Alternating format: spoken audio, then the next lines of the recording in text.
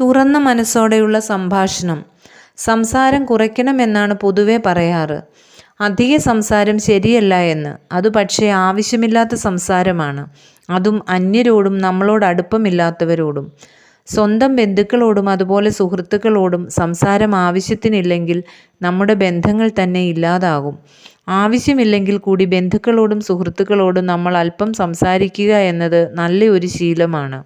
ഇന്ന് സോഷ്യൽ മീഡിയയിലൂടെ മനുഷ്യർ അധികവും ബന്ധപ്പെടുന്നതും സംസാരിക്കുന്നതും മറ്റുള്ളവരോടും ദൂരെയുള്ളവരോടുമാണ്. അടുത്തുള്ളവരോട് സംസാരിക്കാൻ നമുക്ക് താല്പര്യമില്ല, സമയവുമില്ല. അതിനാൽ തന്നെ നമ്മുടെ വീടകങ്ങളിൽ ബന്ധങ്ങളിൽ വിള്ളൽ ഉണ്ടാകുന്നു നാം അറിയാതെ തന്നെ.